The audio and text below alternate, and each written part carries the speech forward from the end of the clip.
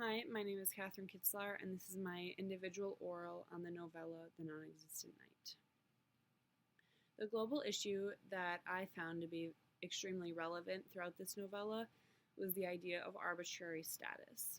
This global issue really explores the idea that one's actions, as well as their willpower, are far more important than any rank or status would be presented. Often in our world today, society views status and rank as being one of the most important factors in our lives. Everything seems to be based on a standing, whether that's a job or at school with grades.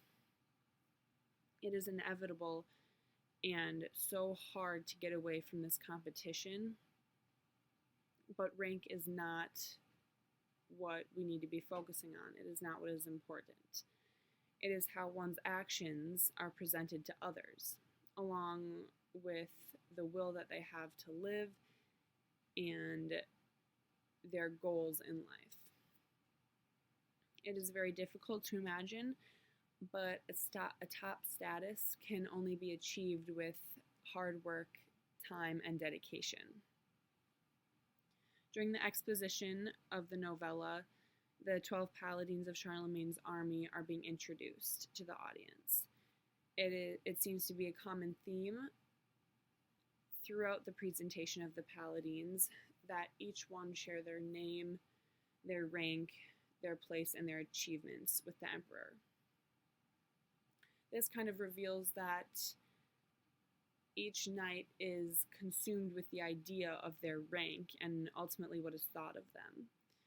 However, one paladin who stands all in white armor was named Ajluf of the Gildevern, and Ajluf is ranked last out of the 12 paladins. However, he lives his life with a will to guide others, and he consistently makes this known throughout the novella. In the context of The Nonexistent Knight by Italo Calvino, the character of Ajluf is a knight who is constructed of pure white armor with nothing but non-existence living inside. Although that's what it seems, it may not be completely true. He's a model soldier and lives his life in the name of conformity and structure. He is completely disliked by all of the other paladins for some reason, most likely because he is the model soldier, but no one knows how he can do it if the only thing keeping him alive is his will and his name. Ajluf, being made only of his armor, is forced to remain his rank day and night. He lives in his status constantly while everyone else is able to remove their armor and live as nothing but human beings. All of their power and worth is being reduced into a temporary iron that at times Ajluf wishes he could have, but at the same time makes him feel superior to them because he is able to remain in his armor and status. As Ajluf's iron appears to be empty, it's forever permanent, but it still holds a greater meaning and power than another paladin in Charlemagne's army. Authorial choices that support this global issue are presented in the passage taken from pages 33 to 34 in chapter 4 of the novella.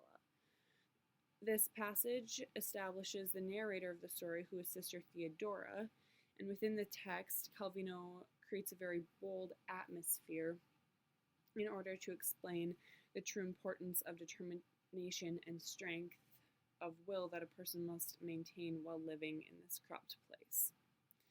One specific line from the passage that supports my global issue reads, "It was a period when the will and determination to exist, to leave a trace, throw up against all that existed, was not wholly used, since there were many who did nothing about it." This line really shows how it is rare to find a person or a soul who is willing to guide others and live a selfless life But Ajaluf was one of these people, and he was willing to do this while in the army. The structure of this passage causes a real feeling of hurry for the audience, as there are numerous extended sentences that drag on the writing.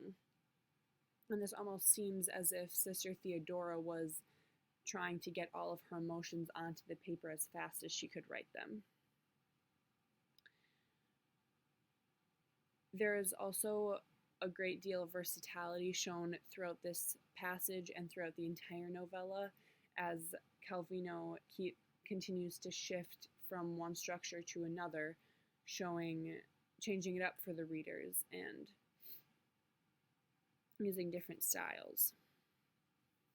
Didactic writing is very prevalent in this passage because Calvino relates our society and the consumption of rank that we all have to the characters in the novella through Ajaluf and Rambo and Charlemagne. The author also uses a great deal of diction to give the readers direct access to Ajaluf's conflicts, whether that is with himself, with other paladins, or with Charlemagne himself.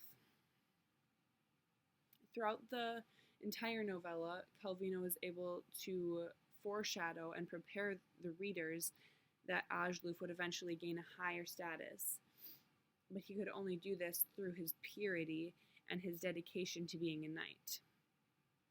Ajaluf has a true heart and a true willingness to guide young soldiers, as everyone wishes to have, but Ajaluf really played that out and made it happen.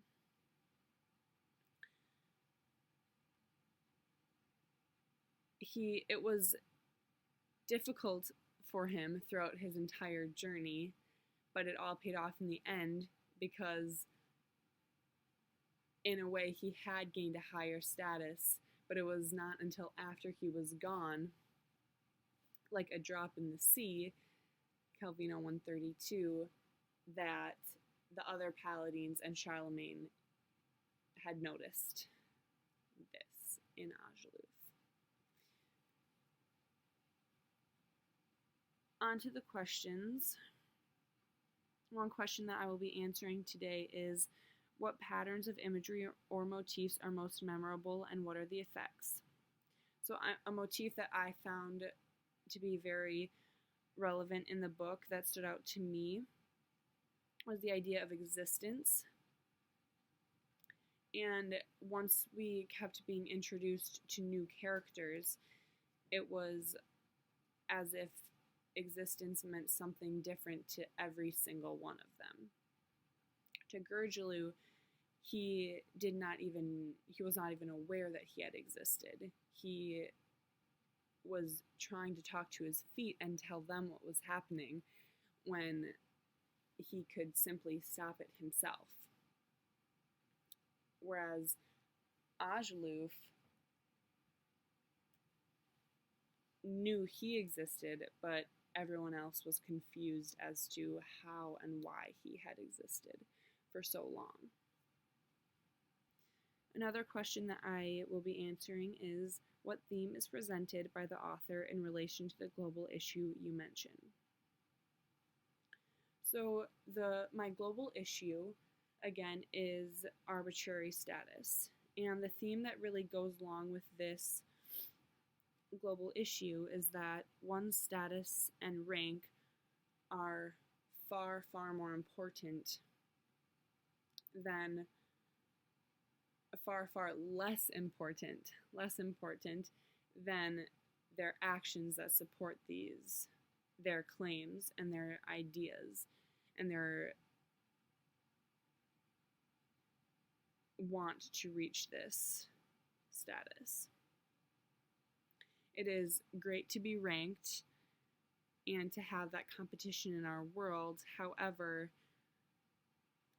it has completely consumed our society, and it's hard to believe that the actions of someone is what is really important and what needs to be looked for in one's personality. The end. Thank you for listening.